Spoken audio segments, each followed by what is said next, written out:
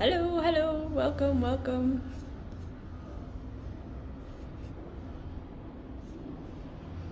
All right. Hello and welcome to today's live where I'm going to be talking about intuition and how to develop your intuition. So this is something that I feel like is just really interesting to talk about. It's one of my favorite things to talk about and think about, and one of my favorite parts of my life is this kind of idea that I've developed my intuition and that I live very much by my intuition. And I also have been in the spirituality and the New Age movement for a very long time. And I know how kind of mystical this idea of intuition can be, and how it has been made out to be something that's thank you. It's been made out to be something that's super unique, and some people have this magical intuition, and it's also been made out to be something that, like, when you have intuition, you just constantly have like this neon sign in front of your face or this voice in your head telling you exactly what you should be doing, and you fully have this confidence in your life, and you feel guided and connected to your higher self or God or whatever at all times.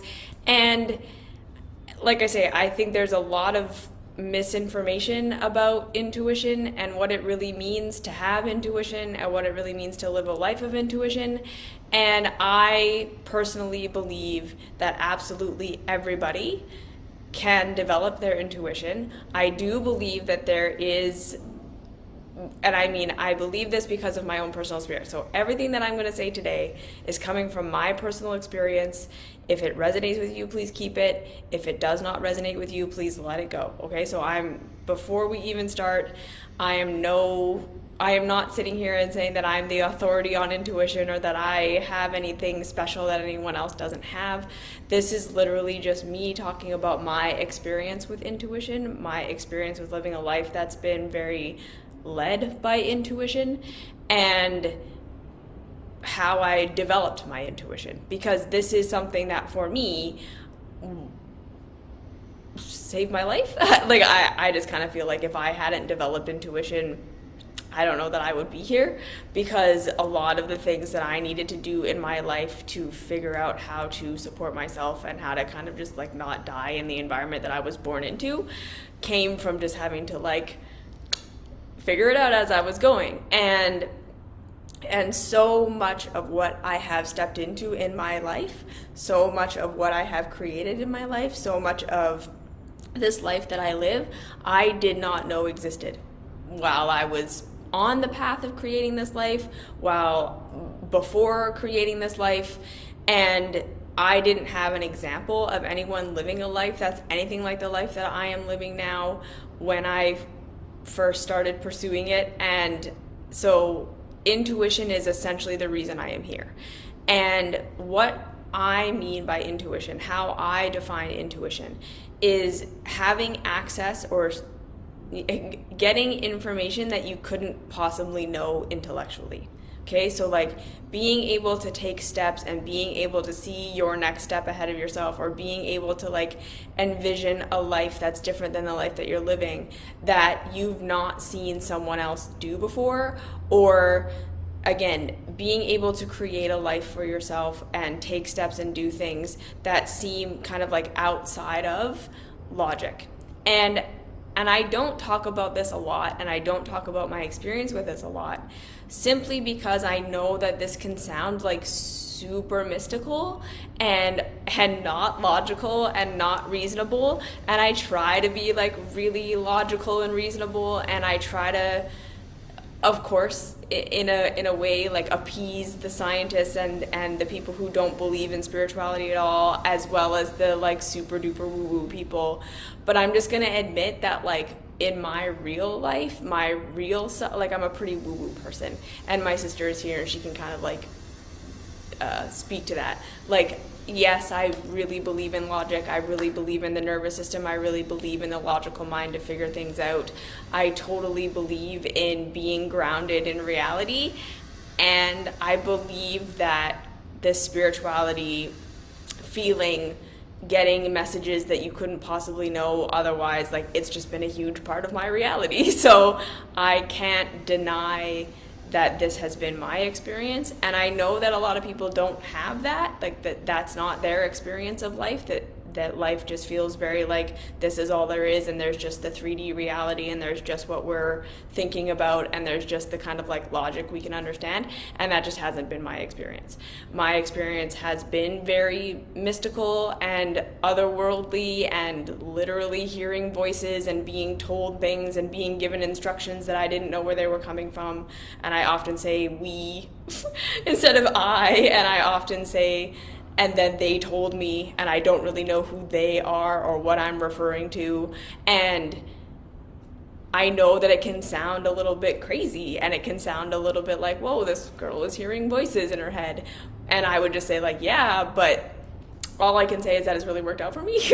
Like the voices in my head have led me in really good directions, and I've created, like I say, a life for myself that I didn't even know existed 5 years ago, 10 years ago. And I've gotten good results from it. And like I say, it's kind of the only reason I'm alive. So this is why I'm talking about this today. But if this doesn't resonate with you, if this isn't what makes sense to you, if this is too woo-woo for you, I totally understand. I have a lot of really science-y, grounded other videos that you can use that might resonate with you more, but this is just definitely going to be a little bit more woo-woo. So how did I first tap into my intuition? I am going to give you exactly what I did and how this all unfolded in this talk, okay? So I promise that that's literally where I'm going with this, because I truly believe that absolutely everyone can tap into their intuition, and I don't believe that intuition is something outside of us, and I don't believe that intuition is something separate from our physical realities. Okay, because of my experience with it and how I developed it and why I developed it, I'm gonna say that like the connection to our physical body is the connection to God.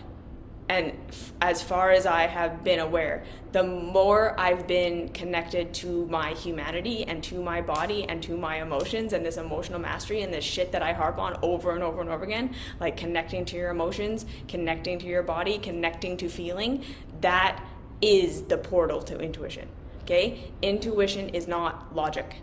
Intuition is always going to be felt, and then it's going to be processed through the system into something logical. But it's always going to start being like a physical sensation. Like it's not like a logical thought. And this is part of why I think a lot of people never tap into their intuition, because they're waiting for it to be like this voice in their head. And that's like step 7. Like that's in the sense of like processing it through your system, when it becomes like a clear, okay, this is what this means.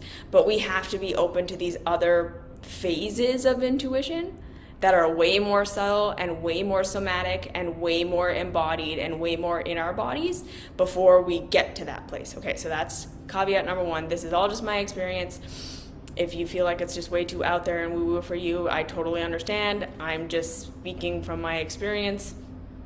And like I say, a lot of my life has just been really woo-woo, and I really try to make it as like grounded and as relatable as I possibly can. But sometimes I know that it's just not that relatable because it's been very kind of like magical. So that's first caveat. Second caveat is I was not bankrolled by my father or my family or anything for this, okay? So I know that there are a lot of people who look like me and who have lives that look like the life that I live now, who like follow your intuition and just take the leap off the ledge and just do whatever you think and blah, blah, blah. And if you make mistakes, the universe will catch you. And what they really mean is that their dad will catch them, right? Or like the money that they have saved up will catch them. Or like they're in a position in life where they can afford to take risks because someone's going to bail them out, or that money they have is going to bail them out, or they can get a loan, or they can do whatever, and they can kind of like following their intuition and making mistakes and doing all these things and like starting a business and whatever. They had help, they had support, they had a foundation behind them that was making it easier for them to do that stuff. And I'm not trying to say that any of that disqualifies the steps that they take, or that they weren't living after their intuition or anything like that. I'm like, that's awesome, great. If you have something supporting you, if you have a safety net, if you have something to fall back on when you follow your intuition and it totally falls apart, that is awesome. And I wish everyone had that. I wish we all had the ability to like take more risks in our lives and to like follow our intuition and be able to like fall and figure out the things that worked and didn't work without it being like, and then I ruined my entire life because I followed my intuition in the wrong direction and then that was it, there was nothing. But for me, I did not have that, okay? My parents did not have money. There was no money for me to go to school. There was no money for me to, right? Like, the message we got growing up, all through growing up, was that everything was too expensive. We did not have the money for anything. We were constantly under my dad's stress that we didn't have enough money, and that everything that my sister and I needed on top of food and shelter was like costing him money. So I did not grow up feeling like I had a safety net, and beyond, there was no safety net. It was very, very clearly communicated to me that there was no money, and if, especially like by the time I turned 18 and moved away, it was like, you're on your own, kid. Don't ask me for money. And we were kind of raised to, like, the worst thing you could possibly do is ask your parents for money. Like, it wasn't just like a practical thing of like there was no money to ask for, but also like it was like drilled into us that it was like a moral failing, and like you were like the worst human being ever if you ever were an adult who asked your parents for money. And so I had it just like very, very clear in my mind that my life was my responsibility. And by the time we were 20 years old, 18 years old, 20 years old, we moved out. My dad had purchased an apartment for my sister and I to live in. My sister was using the, $2,000 my dad had saved to go to university. So we all know how much university that pays for, which is essentially nothing. And then my parents were getting separated, so I was going to ballet school at the time, so I was trying to learn to become a ballet teacher. And essentially right around that time, my dad kept saying like, I can't afford this, like this is too expensive, this is too much, da da da. And I just said, okay, fine, I will pay for myself, I'll pay my own rent, I'll pay my own food, don't worry about me. And I realized I did not have enough money to go to school and to pay for myself at the same time. So I quit school and started working full-time, and that was it. Like, I've had a full-time job ever since. And I actually started working when I was 12. I started babysitting, and I babysat every single weekend up until I was about 16. And then I got a real job at the health food store because I was chronically ill, and my parents were not interested in paying extra money for the health food that I needed or any of the things that I needed. And they weren't capable of really taking care of me or any of these things, so I just started working so that I could pay for my own food. Like, I have had a job since I was 12, and I have bankrolled my entire life myself. So I just want you to know that I was not sent to school, I didn't get to go to university, I didn't have if I made a mistake, I can call my dad and ask for money. There was one time when I was making absolute minimum wage living in Vancouver. And so yeah, making minimum wage. I'm chronically ill at this point, but I still work full time. I'm half going to school to try to get a nutrition diploma and my life coach training, which I paid for on my own, while also writing my blog and trying to kind of start my own business on the side. And I got a urinary tract infection, and I literally did not have the $20 for the medicine that I needed. So I literally called my dad and asked for $20 and paid him back the next paycheck. So that's the only time my dad bailed me out, if I'm wanting to be totally honest. So I'm just saying this from a place of like, I know that this can be like, yeah, easy for you. You just followed your intuition because someone could bail you out, or if you had money or you got to go to university and you had education and you were at these places in society. And I wasn't. Like, I had my privileges. I was still whatever I am, and that gives me a lot in society, but I didn't have money, and I didn't have an education, and I didn't have any of that stuff, okay? So starting with that, and then the second thing being that I was incredibly traumatized. Okay, so like I know that it can feel sometimes like we can't really have our intuition, we can't have access to intuition because we're always going to be clouded by our trauma. And what I would just say is, like, in my experience, yeah, like having a whole bunch of trauma wasn't great, right? So like, again, I grew up chronically ill my entire life, and that was never taken care of. And in fact, I was blamed and shamed and scapegoated in my household for being chronically ill. And I grew up believing that it was my fault and that I was like causing everyone else pain from my chronic illness and being in pain and being sick all the time. And it was like, it grew up being like, this is my fault and I'm ruining everyone else's life around me and I need to like fix this. So like pretty traumatizing.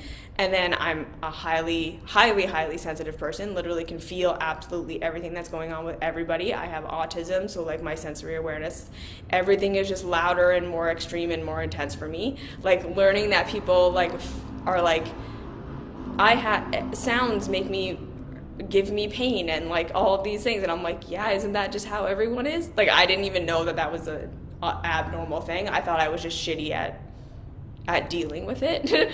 Turns out no, I'm just like super, super sensitive. I can put myself in other people's bodies. I feel everyone's emotions around me at all times. Like, and it goes beyond just being traumatized and being like hyper aware because you have to be because your parents aren't taking care of you.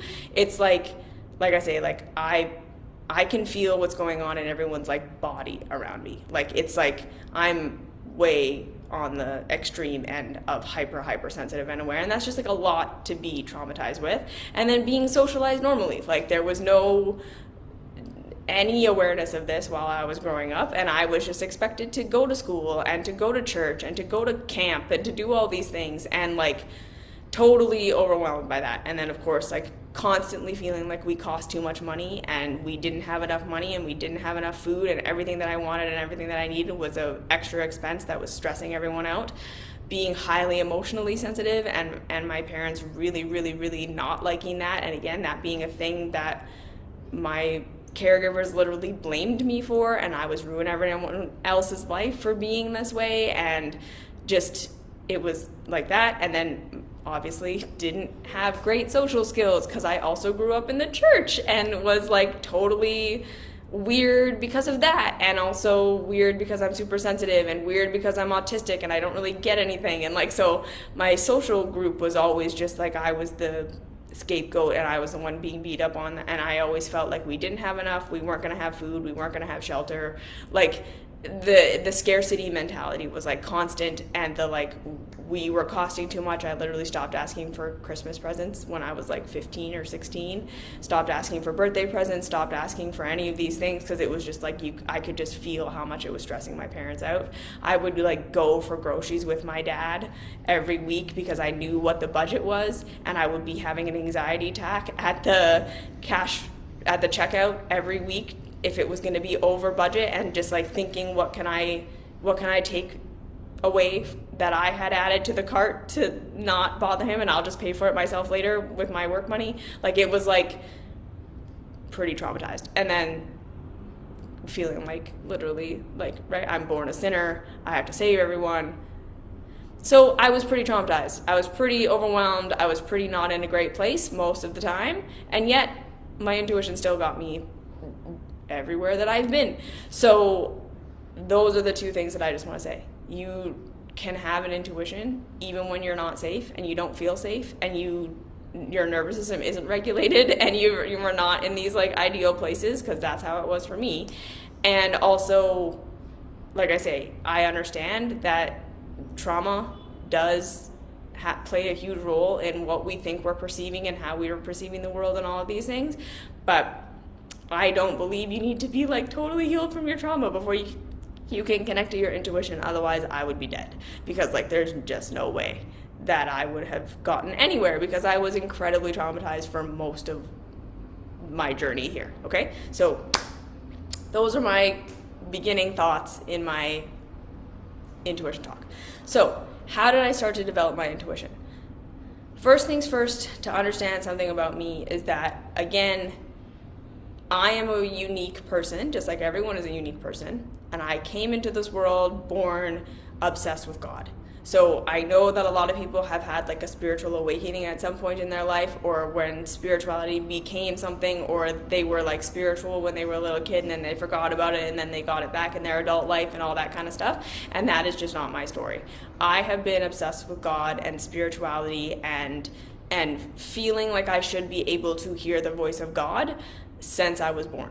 This is just, I don't know how to explain that. I don't know where that came from. I don't know why I was that way. I don't even know where I got these ideas, because my caregivers were not Christian or religious when I was born. We were not a religious family until I started talking and asking questions about God and angels and heaven, and they were like, we don't even know what this kid is talking about, because we weren't Christian. We weren't any of these things. And I was asking questions and my parents were like, okay, I guess we're going to church, because like we literally don't know what to do with this kid. And I was like memorizing the books of the Bible and like reading and, like I say, like just asking all of these questions and like, why can't I hear God? And like hearing these stories of these Bible stories of like the characters in the Bible like getting a message from God. And I'm just like, yeah, like that's what I was expecting. Like that's what I thought life was supposed to be like. And every day that went by that it didn't feel like it was like that, like I didn't feel like I could hear God, I was just like so upset. And so that was kind of like the first 14 years of my life, was just like this constant feeling of like there was something missing. Like I should be able to hear God all the time. Like this was my expectation of life, that I should be able to have a problem or be confused about something or not know what I'm doing or not have an answer, and I should be able to go inside and pray or whatever, and there should be a voice that tells me what to do and gives me the answer.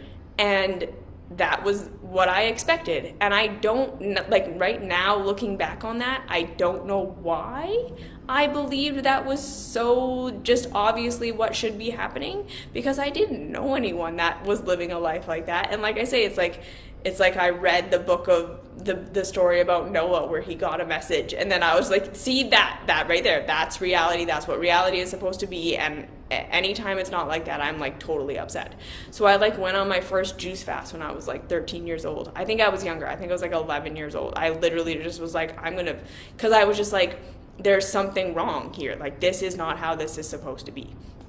And so I also, in and around that time, like I started journaling. So I would like write my question and then like see if I could like write God's answer back. And like I was constantly in my head praying. I was constantly asking God what the answer was. I was constantly like looking around and seeing that everyone had all these problems and looking at my problems. Like I was in pain. I was physically in pain. I like was sick my whole life. I was emotionally totally upset about everything. Like all of my friends weren't okay. I could just see everyone's pain and everyone's family drama and all the things that were going on. And I was just like, like I should be able to help here. I should be able to understand. I need to know what to do.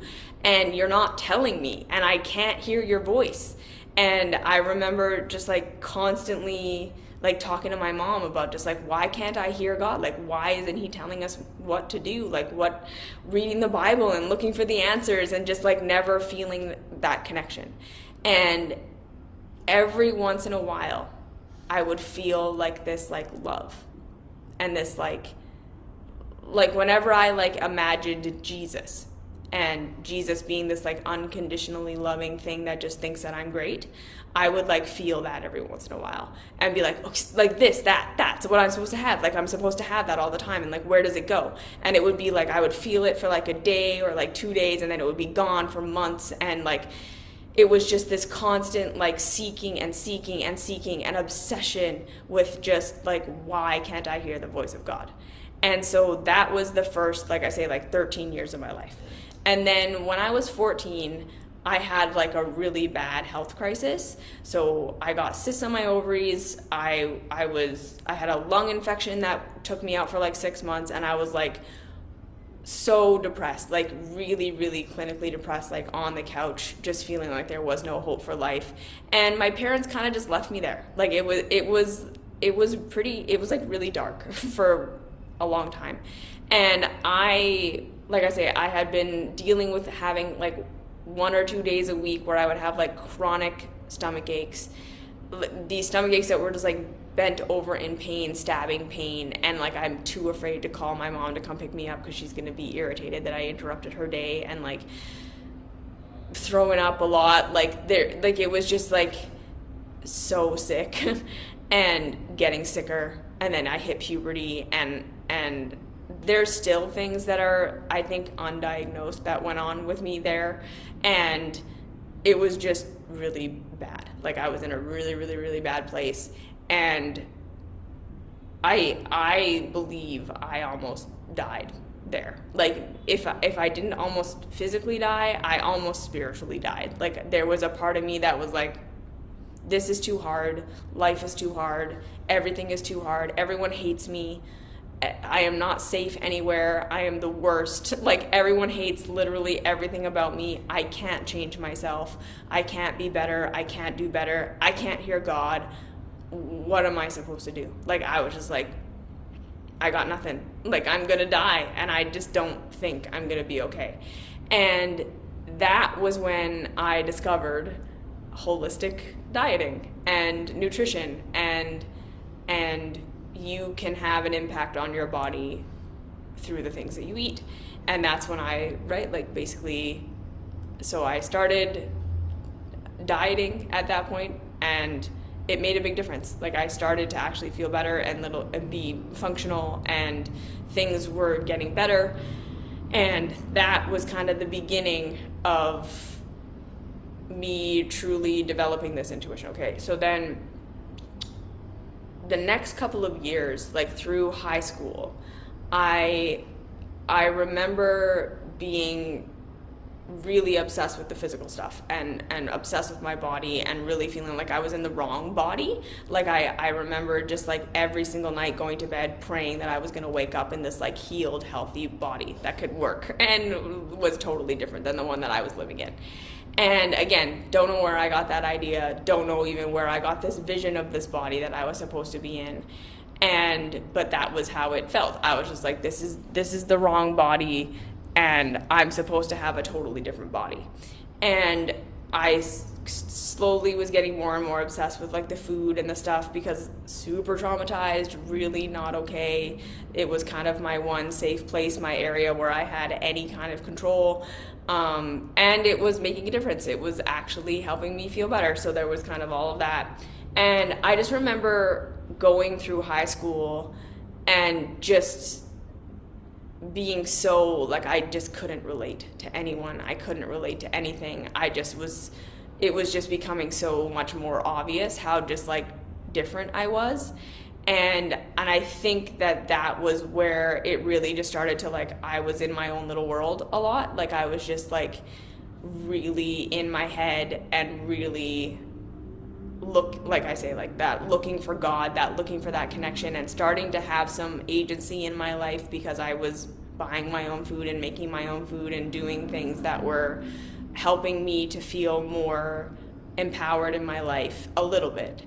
That was kind of it. And I kind of just feel like for the rest of my time in school, I was just that weird girl that everyone came to with all their problems, and I was everyone's counselor and everyone's resource for emotional security and safety and all these nervous system things that I didn't even know were a thing back then, obviously. But I was a good listener. I was really good at giving advice. I was really good at seeing everyone's whole picture. I started like prophesying over my friends and like just like being like, this is the thing that's going to happen to you, and this is the thing that's going to happen to you, and ending up being really like true. Like it was all just like, it all came true. So like it was starting to get a little bit woo woo, but still very Christian and very just like, I'm here to just try and save everyone and all of that stuff. And then, like by the time I got to grade 12, I graduated 6 months early because I was just done. I was really done with school. So I just worked really hard in grade 11 and did a whole bunch of extra courses and had extra credit. So I was able to graduate 6 months early, and I went on my DTS. So I went to YWAM, it's called Youth with a Mission, a Christian thing, and I genuinely believed I was going to find my people there. I thought it was going to be like, I'm going to meet a whole bunch of other Christian kids who are obsessed with God, and we're going to become like best friends, and it's going to be great. And it was not like that at all. It was absolutely not like that. I was still a freak even there. I was not understood. The young girls that were there, again, I couldn't relate to them because they were into makeup and boys and all of these things, and I'm like obsessed with God. And then the older people were also not really there to connect with God either. They all had their kind of like different things that they were doing, and their different things that they were worrying about in their lives, and it was just like a very like isolating, lonely thing. And then they didn't understand my dietary needs, and so I ended up like almost starving for 3 months because they had told me that they would support me being a vegan there because I hadn't eaten like meat or dairy in like years before that, and I knew that it was gonna like destroy my digestive system if I tried to do that. And it was like this community eating situation, so it was just like a total disaster. And I think again that was like the second time life went like really dark for me, and I was just like, God, where are you? Like, I don't know what I'm gonna fucking do. Like, I don't think I'm gonna be okay. Like, I can't make it through this. And then so I got through that, and the one person that I connected to was, at the time, she was 40 and I was 18, and she was from the place I live right now. And I didn't even know that the country that she is from and where I live now existed. And she was like my best friend for the whole time, and I was the only one that could understand her because she spoke obviously the native language here, and she spoke Mandarin, and there were other girls that were from Asia, from other Asian countries there, so they were all speaking Mandarin to each other. So by the time she started speaking English, it would just be very like difficult to understand what she was saying, except for me. Like, I could totally understand everything she was saying, so I was kind of like her translator. It was really funny. And so she was like my best friend, and it was just kind of this very odd, weird situation. And then by the time I got home, it was like I was very sufficiently traumatized, I think, and totally just, so that I ended up putting myself through a nutrition course, just working and spending like a year and a half just like completely isolated and in my own head and in my own world, and not eating. And again, like, it was helping my symptoms a lot, because finding out later that I was just like pretty much allergic to absolutely everything. My digestive system didn't work and had never worked, and I was bringing inflammation down and affecting my kind of chronic illnesses and everything that I was allergic to by just eating very little. So there was like a lot of mixed messages going on with my body and my mind and all of these things. And I'm just kind of like really, like I say, internal, and just really, again, I started studying yoga. So I actually started doing yoga when I was 14, and even while I was in the church, and it was like this really weird thing, but I felt really connected to it, and all of that stuff was happening. So like there's just like years and years and years of this accumulation of just like constantly seeking God, not really finding him, whatever. And then the first like real moment, I feel like, of like getting what I wanted, having this thing that I expected that I should have, was, and I've told this story a couple of times, where I was, I think 19, I had just been diagnosed with anorexia. They said I was gonna die. I didn't really believe them, and kind of looking back, like, I don't know, like, I know that they sort of exaggerated what was going on with me because they were trying to scare me, and I just also whatever, like, right when you're that in pain and you're that sick, and then you're that, like, starving is the only thing that's ever made me feel even remotely like I can function as a human being, like, because my digestive system was so bad and I was so allergic to food and like so many things that it was like, it was hard for me to even believe that I had an eating disorder, because I was just like, yeah, but I can function now. Like, before I couldn't do anything. Like, I was sick all the time. And now I like am not sick. And they were like, but you are sick and you're going to die. And like, I definitely was. It wasn't great. Obviously, starving yourself is not a solution. But so lots of things were going on. And I was out for one of my walks and I heard this. So the first thing that happened, yes, I heard this voice in my head that said, okay, you can continue doing what you're doing with your diet and just everything you're doing in your life, and you are going to die.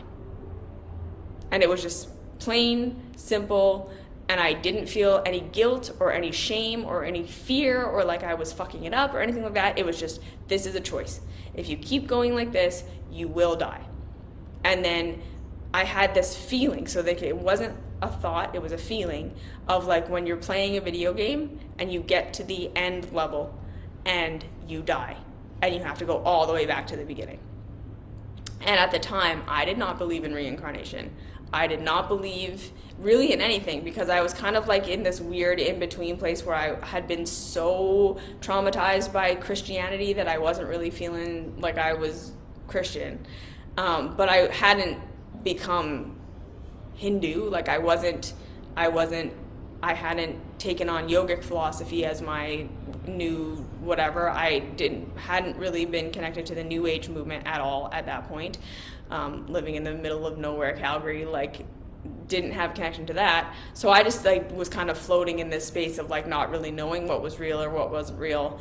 And I just had this feeling of like if I died, I'd have to start over. And I remember just being like, fuck that. Like, I was like, no, absolutely not. I will not die. I cannot do this again. Like, getting to this point, 19 years, it's been way too hard. No fucking way I'm starting over. So tell me what to do. I will do whatever I need to do to not die. And they were like, great. So you need to like change the way you're living. So I literally went home that day and started eating. And it was horrible. So for the next 6 months, I re-fed myself. I completely just took the reins. I just decided I was gonna just eat, and I did for 6 months, and it was the worst ever. Like I got so sick again and was like having to work and having to be independent and responsible, and I was just so ill. But I regained the weight, and so everyone stopped worrying about me and everything was fine. And like I say, I was just like so sick. But I knew that it was a thing that I had to do. Like I had to get my life together, right? And then we moved out. We were in Edmonton for a year, come back. We went to Vancouver. And then so this is where it started to just be, my life started to be literally directed 100% by intuition. So before I started this call, I was like wanting to be honest. So I thought, okay, Marcus, like you've been with me for 10 years, like we've been together for 10 years, we've completely radically changed our lives in every single way possible. How much of our lives do you think we have based just purely on my intuition? Like literally we're at that point where like, okay, we don't know what we're doing. We don't know anyone who knows what we're doing. We have to take a next step. Allie's gonna go inside and come up with the answer, and we're just going to follow that and hope that it's fine. Like how much of our lives do you think that we led doing that? And I was going to be conservative and be like 70% of like our life has been that way. And he usually, like he is not into into any kind of exaggeration. He wants to be like completely factual and he will not exaggerate anything. And so like I was saying, I was trying to be conservative, and he was like, I think like 90% of our lives for the last 10 years have been purely your intuition. And I was like, yeah, I think that that's real too. Like, so getting to where I am right now. So there's that whole like first 20 years of my life where I'm like, I'm supposed to be able to hear the voice of God, and I know that it's something to do with my body, and I know that it's something to do with all of this stuff, but I'm like totally struggling, and it's hard and it's confusing and all this stuff. We moved to Vancouver in 2010 together. Me, my boyfriend that I had just been with for only 2 months, and my sister. And that is when life started to just be like purely I was walking through my life knowing I was supposed to have something totally radically different than what I had, and like being in Canada and like seeing Like, to me, Canada always has felt like a hospital that got sterilized. Like, there was like this huge, like I said this, I was like, I feel like there was a giant genocide here, and then we're all pretending that it didn't happen. And so now figuring out that, like, obviously what happened with the Native Canadians and everything that we were taught in history class in Canada was false, and the massive genocide that happened there, and just like seeing that the society was based on just like racism and elitism and classism, and just like there was no way to like climb out if you were in the bottom rungs of society, and just all the things that were going on there. I was like, I can't live here. Like, I can't pay taxes to this country because this is just so corrupted, and there's no way to not participate in the exploitation of everything just to try and live here. And so there was that part of it. And then, like I say, like I was still really, really sick and in pain all the time. And my body was just on fire 24/7. And I was going to school for nutrition school and all these things, and like trying to figure out what I wanted to do and what I wanted to be. And I remember I was working in a yoga studio at the time, and my friend was like, okay, this is like a magical room, and so speak what you want into the universe as though it's going to happen. And before this, I had been working at a raw foods cafe. So I got this job at a raw foods cafe, and I was like really, really obsessed with getting a job at this raw food cafe. And so I got a job there.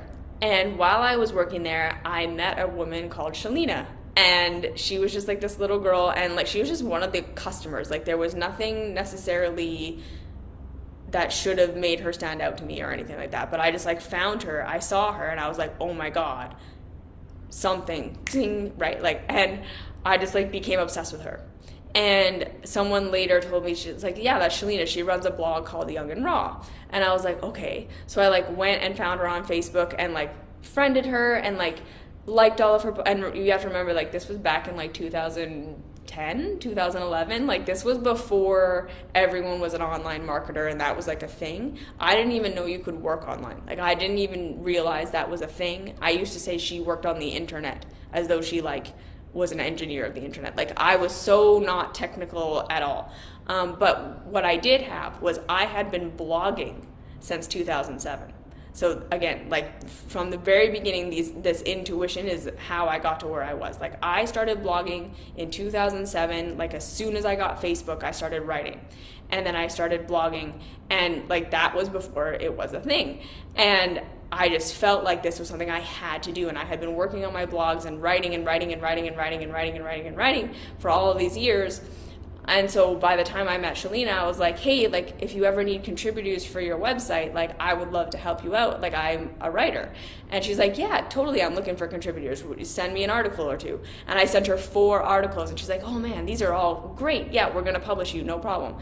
And then I was like, and I'm also a holistic nutritionist. So if you ever need help with that, she's like, actually, we're making meal plans and we're doing all this stuff. And so I ended up starting to help her out there. And that's how I met her, through this Raw Foods Cafe. And then at the time, at the Raw Foods Cafe, I was kind of like working my way. So I started just in the kitchen, like just making food in the kitchen.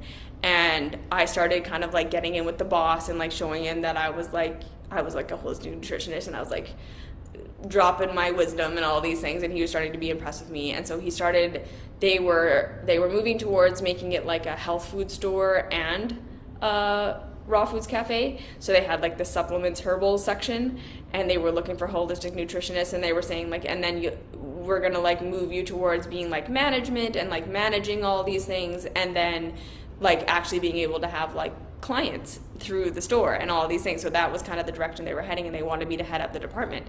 And I was like, this would be like my first real job. Like, I was gonna have like a real salary and like make actual money that I could like actually live in this city that I was living in. And like, it was all of my skills that I wanted to do. And I was like, actually, instead I quit. And they were like, what? Like, they were offering me this job, and I was just like, I physically can't. I can't take this job. Like, it makes perfect sense. It's totally logical, but like, I would actually like to quit this job completely and go work at a yoga studio. So I remember my boss looking at me and just being like, you're crazy. Like, what are you doing? Like, you're just like a silly little girl. You'll realize you made a huge mistake and you'll learn from this, whatever. And so instead of taking the management position where I would have been put on salary and like really like started forwarding my career, I quit my job and went and worked for a yoga studio back to minimum wage, less than full-time thing. And it was purely because I just like couldn't make myself do it. And that had been sort of how I had been living my life up till then. Okay, so this is my first kind of like, how did you start to develop your intuition? I have never been able to ignore my body. This is why I say learning to connect to your body and learning to connect to your emotions, not what you think your emotions mean, but like really starting to like dig into what your emotions are actually telling you. When something feels like shit, you question it, and that the body speaks to us. And that is where intuition comes from. Like, that is how we connect to all these messages that we want to have. I say that because that is 100% how I did this, okay? All through my life, the pain that I lived for the first 13 to 16 years of my life, that was literally my intuition telling me everything about my life was wrong for me and that it didn't work and it was making me sick and it was out of alignment with reality, and like the whole lifestyle in Canada and everything I was raised to be and do and believe and like everything, it's like I couldn't have picked a more opposite to who I am and to my health life than that. And that is why I was in so much pain. That is a huge part of the reason I was so sick. That is a huge part of the reason my body, like I say, like I would try to listen in history class in Canada and I would fall asleep. Like my body would not take in the information.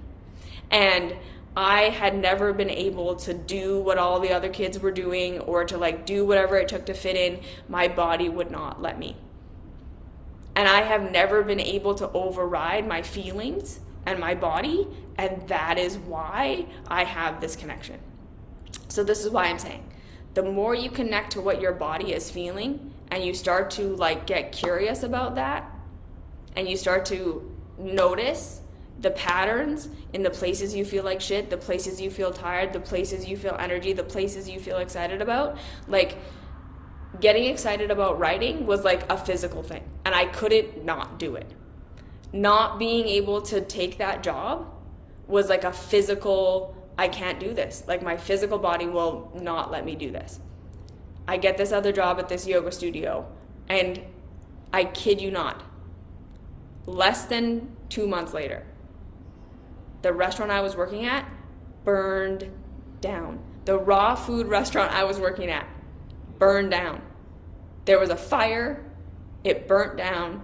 And because of all of the crazy financial decisions that the owner of that place had been making, that literally made it so that all of their investors pulled out and the company totally shut down. Less than a month later, they were like, we're offering you this position that's going to be like your career for the next 20 years. And I was like, I quit because I know that I can't do this. My body said no. The raw foods restaurant burned to the ground less than a month later.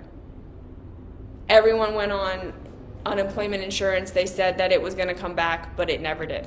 So like, whoa, okay, thank you, intuition. And then I started, like I say, I was obsessed with this girl. I started like blogging for her, all of these things.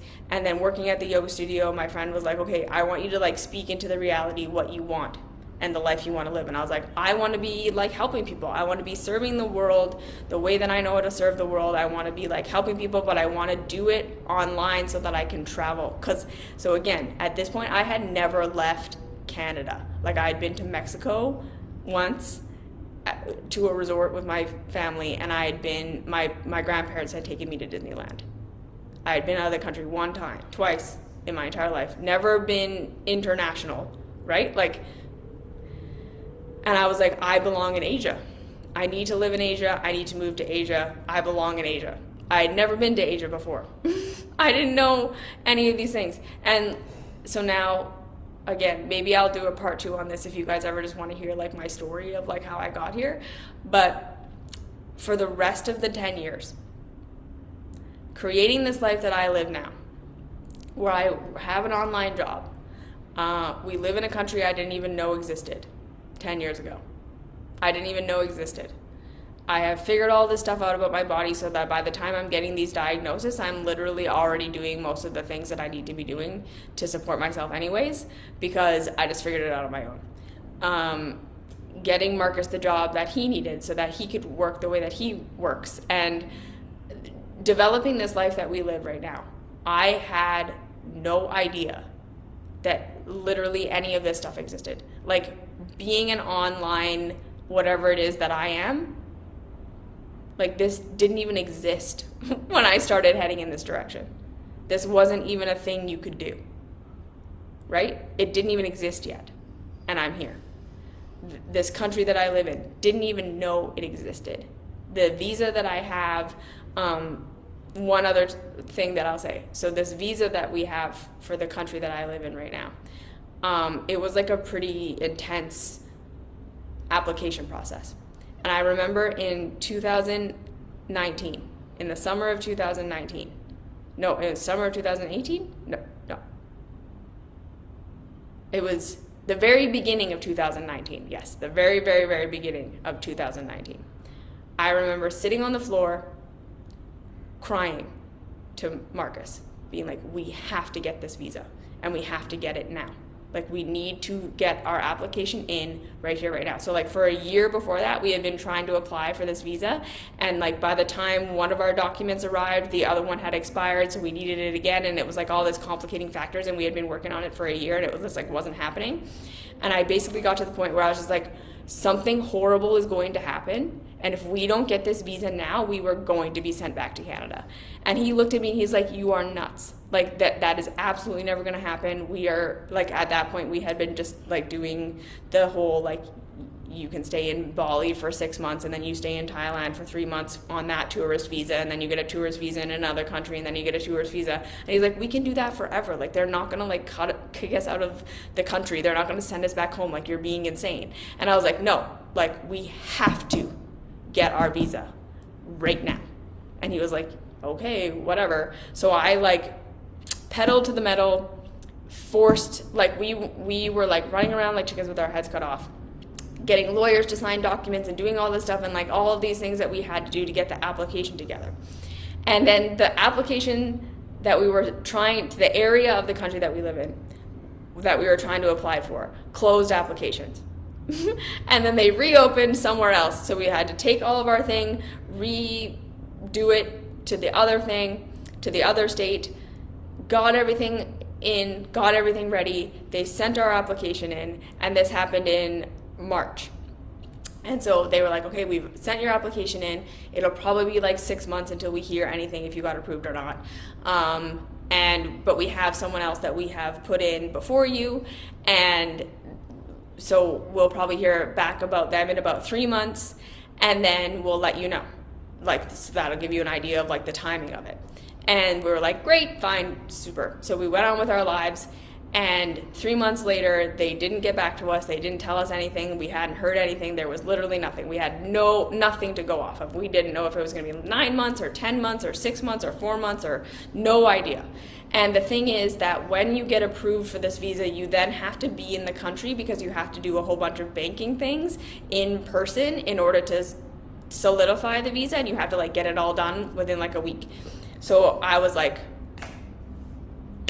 all right, like, we have literally nothing to go on. We had to leave the country we were in because our visa was up, and we had to go to the next country, and we only had 3 months in the next country. And I was like, okay, I'm gonna book tickets back to the country of the visa we've applied for November 25th, 2019. And I'm just gonna hope that we get approved. Literally didn't hear anything, heard nothing for 3 months. The next 3 months, nothing. And like, I had just picked that date just out of the sky. I was like, that's the date. We're going back to the country. We're gonna be there on the 25th. Hopefully we get approved and we were there. We had booked tickets to be there for 10 days. from the 25th to the 5th, and then we were flying out again because of the way the visas work. So we had 10 days, and it had to happen within that 10 days. And like I said, they had told us nothing. We had absolutely nothing to go on. I booked tickets. So we got here, we landed on the 25th, heard nothing, woke up on the 26th, they sent us the message that we had been approved. Like the 26th. We got here on the 25th, they approved us on the 26th. And then we had to do all of this banking and all of this running around for the next like 4 days, and it was like a weekend, and it was almost like no time, and like all these things had to come together perfectly for us to get our visa before we left after the 10 days. And everything perfectly came together. Like it was like crazy, and we had to run around, and it was insane, and we literally like got our visa, had a durian party the next night, and then flew out the day after that. And it was like, that has been how our lives have been. Like all of the decisions that we've made, the figuring out what to do with my career, the figuring out what to do with my body, it's all been, I'm just gonna feel a feeling. I'm gonna feel what feels like the thing my body wants to do, and we're just gonna go for it and see what happens. And so the main thing that I'm saying is how I developed my intuition was I learned to start listening to the cues my body was sending me. I learned to start listening to my emotions, because this was the other big thing. I had always been incredibly emotional, never able to like be okay with things that everyone else was okay with. And I got to a point where I was like, what if I stop blaming myself for not being able to tolerate things? What if I stop blaming myself for like freaking out about something that I don't seem to have any real logical reason about, I'm like freaking out over?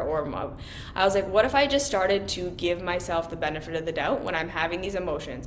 And not in the sense of like give myself the benefit of the doubt that when I'm afraid that means something horrible is going to happen and I need to be panicking about it.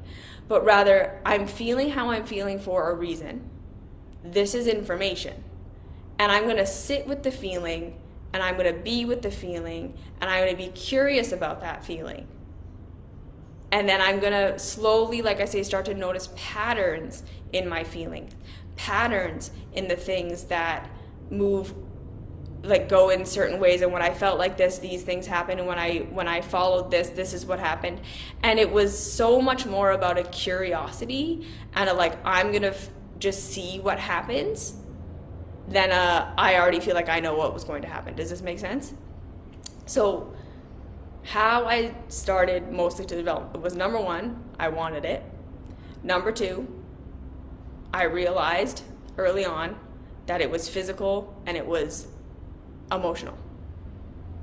And that the beginnings of an intuition are always a feeling and an emotion, not a thought, not logic, and they don't make any sense. Because this was the big thing. So many people say they want to live a life of intuition. But what that really means is that you're going to have to listen to your feelings and listen to your body. And almost every time, what your body and your feelings are telling you are going to be not what seems logical and reasonable in reality.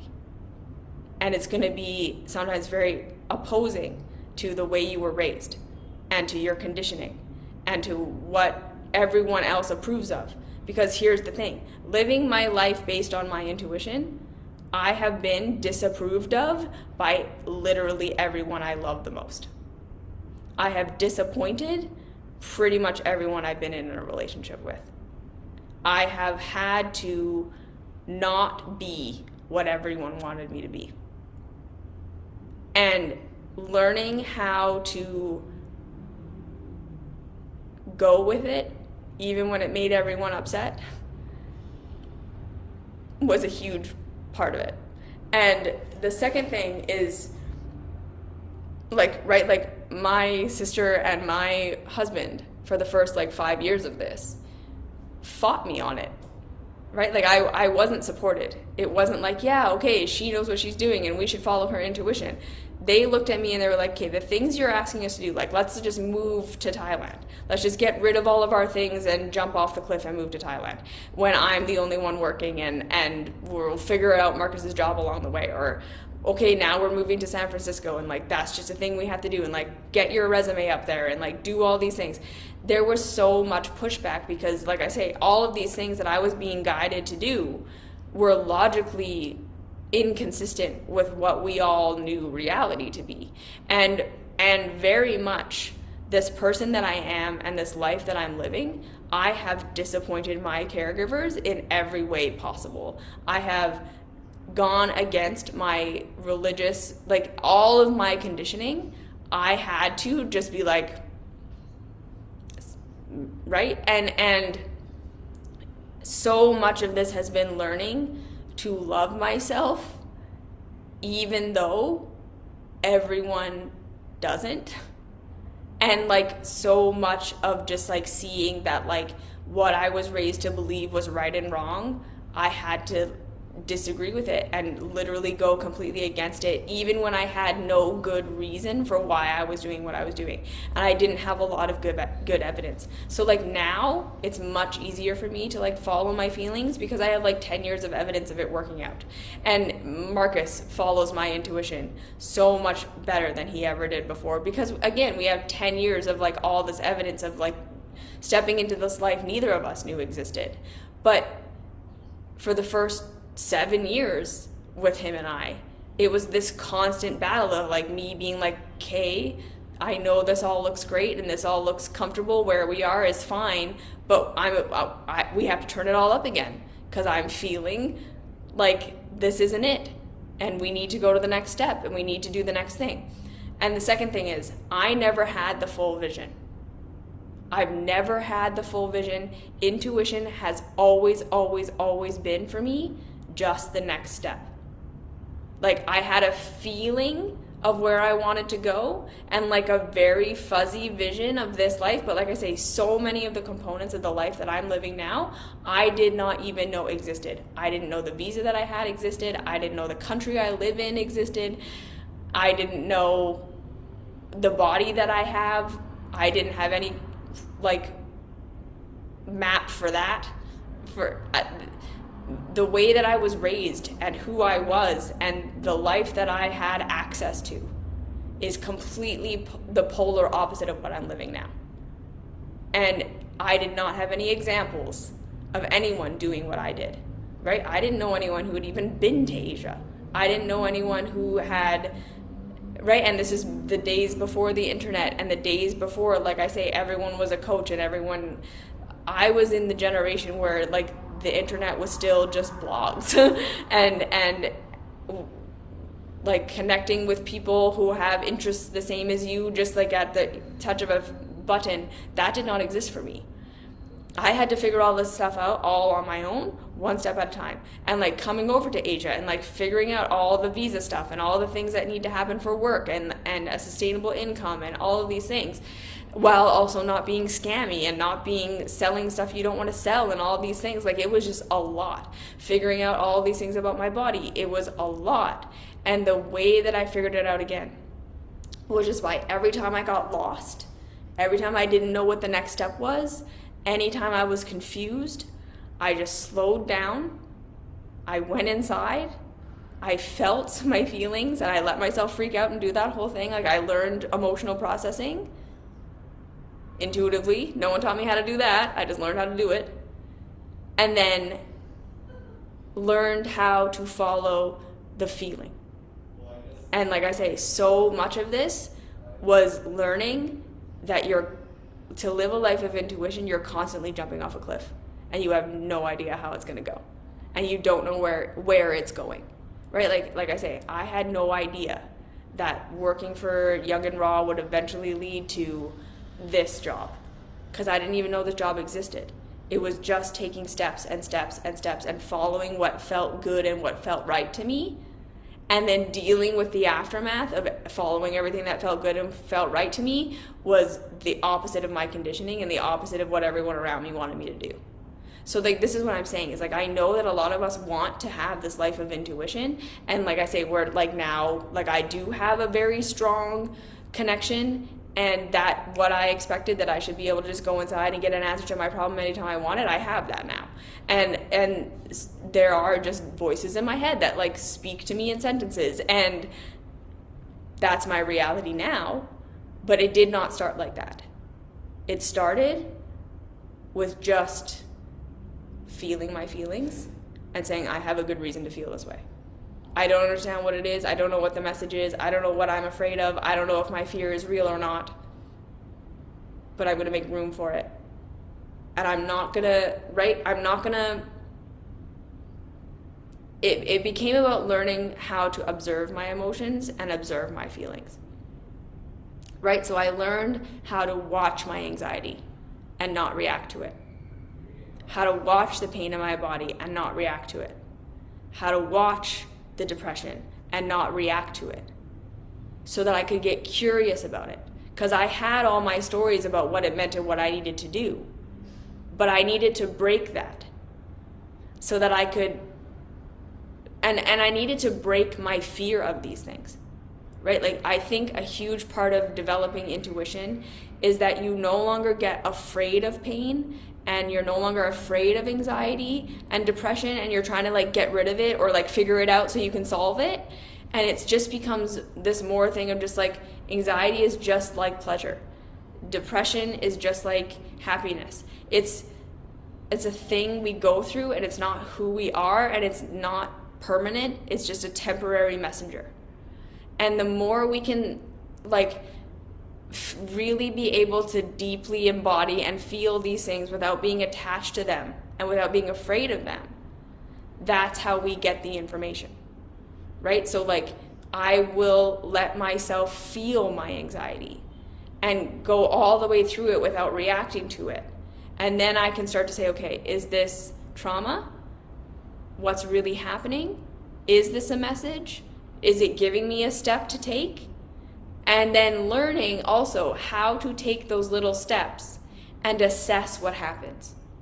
That was another huge part of developing my intuition. Getting the physical sensation, getting the emotion, learning to not be afraid of it, learning to just sit with it and be with it, and cultivating that capacity to not react, to get curious, to not be afraid of these things anymore. So I'm no longer trying to fix my pain or fix my emotions or any of these things. It's just, these are just messengers, and they're just here. And it is what it is. And life is always going to be these ups and downs and lefts and rights, and things are happening. And none of it is good and none of it is bad, and I don't feel fear about it. And I can sit with it, I can be with it, I can do it, and then I can say, okay, here's what I think I should do about it. Here's what I feel I should do about it. Here's what feels good, here's what feels bad. Take the step, what happened?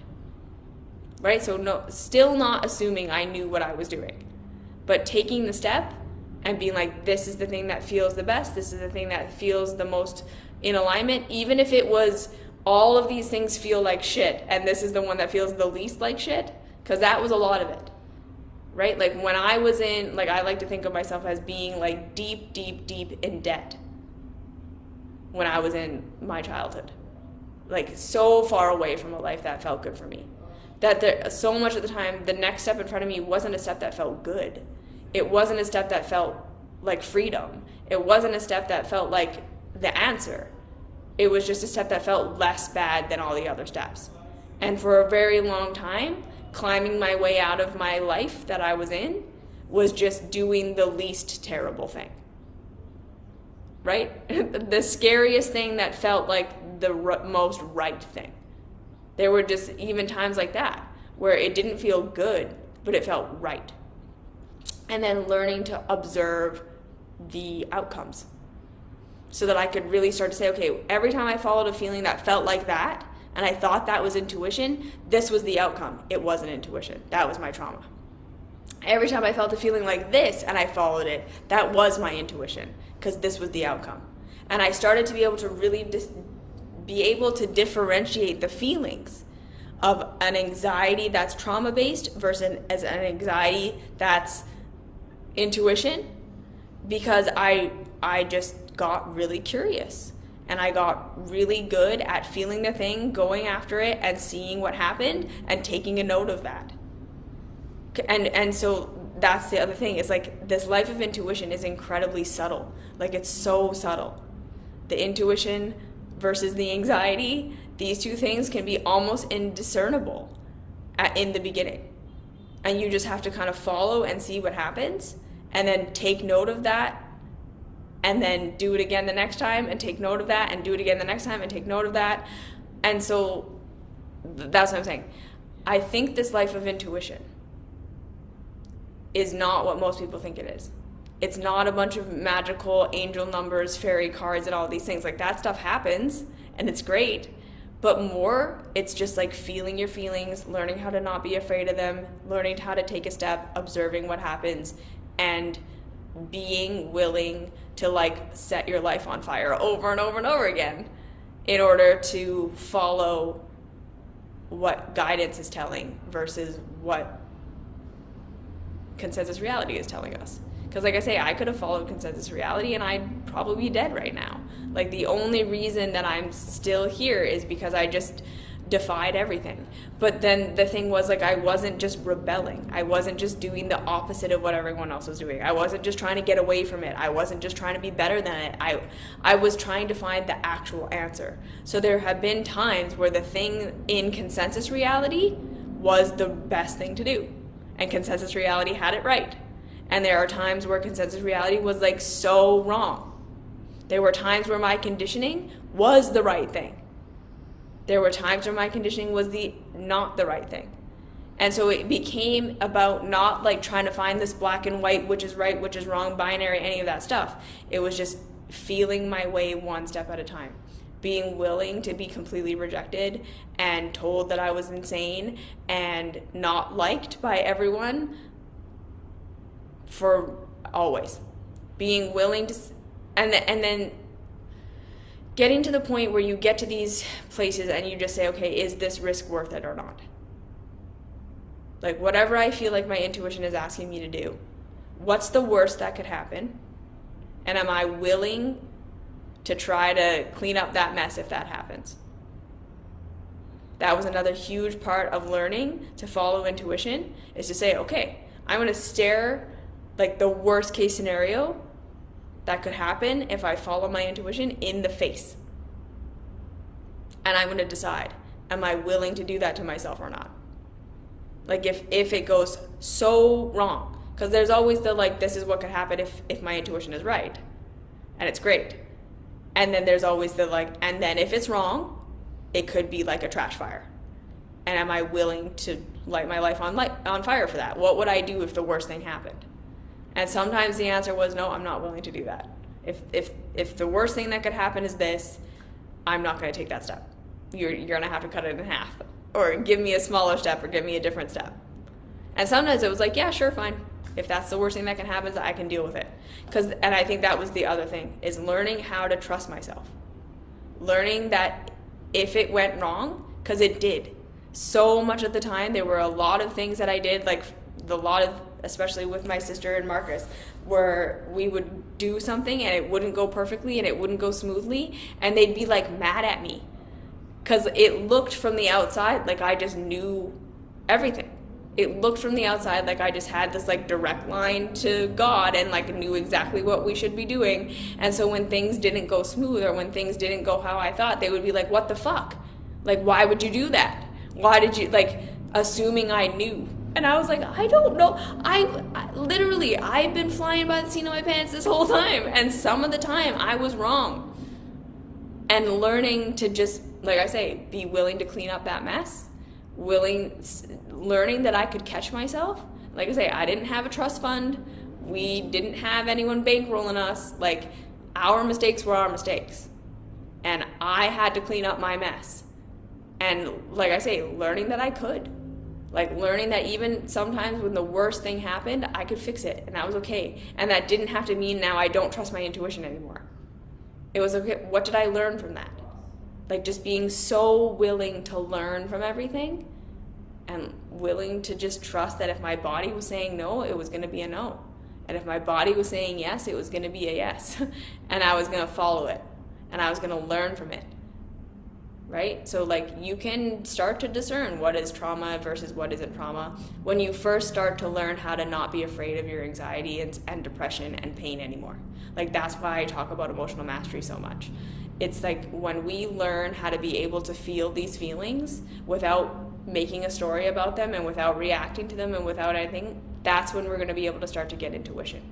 That's when we're going to be able to start to get the messages from them, because they no longer mean all these things to us that we have already decided that they mean. I'm going to feel this way forever. I'm stuck in this forever. This is the worst thing ever. I'm incapacitated. Like all these stories we have about our feelings and our pain, I get it. I've been there. I've been in chronic pain my whole life. I've had chronic anxiety my whole life. Like I don't have it as bad anymore in any way. But I know what that's like. I know what it's like to be afraid of your emotions. I know what it's like to be afraid of your body and to not want to be in your body and to have all that trauma with your body because it's just painful to be in your body and all that stuff. I get it. And like I say, the thing that for me took it to the level of being able to understand was being able to be with that pain and not react and not see it as the thing that was trying to kill me and not being afraid of it so that I could be actually curious about it and start to, like I say, work with it as a tool instead of seeing it as a thing that was trying to hurt me or that I needed to get away from or that I needed to fix. You just I had to get okay with being in pain, I think is the answer. And like I say, just not seeing pain as a problem, seeing pain as a messenger, seeing anxiety as a messenger, seeing depression as a messenger. I'm seeing something wrong. There's something out of alignment. Right? And then there were a lot of things that I learned that I'm feeling shitty about that aren't about me. Like they're the systems that I'm living in. They're the stuff that it's not choices I'm making. And learning to be with the things that are things I can't change. Right? Like this is a deep journey of being human, is developing our intuition. It's not something where we are separating from our humanity. It's a depth of humanity where we're in it. And that's where all the messages come from, right? So like I know that a lot of people feel like intuition is this higher thing and we're like not being human, and I just feel like it's the most human thing in the world. Like it's just you learn to be fully in your emotions and in your body and listening to that stuff. And then it's like you're being guided by something so outside of yourself that you couldn't possibly know how you got to where you are. So that's my demystifying intuition. It's in your body and it's in your feelings. And learning how to stop being afraid of these things so that you can just feel them and be curious about them. That's why that compassion and curiosity, compassion for yourself, making yourself safe inside of your emotions is the first step.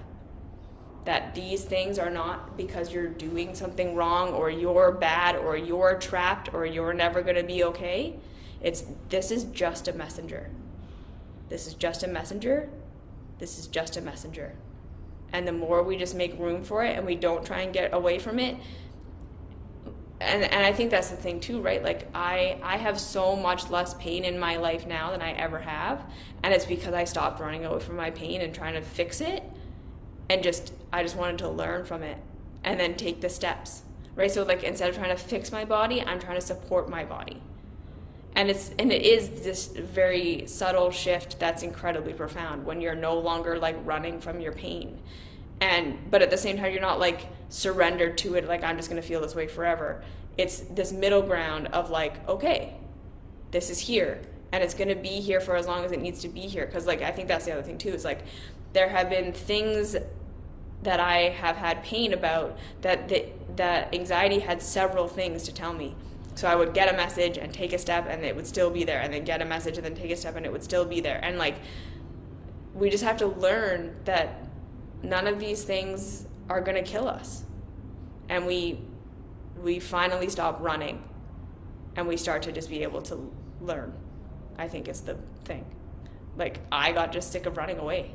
I got sick of trying to run away from myself, sick of trying to run away from the feelings, sick of trying to run away from my body, sick of trying to be someone that I wasn't, and just got willing to be radically rejected and wrong and maybe die.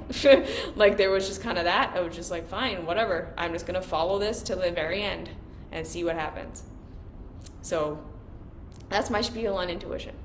It's a feeling, and it's in your body, and it's in your emotions, and it's a lot of having to trust a thing that makes no logical sense.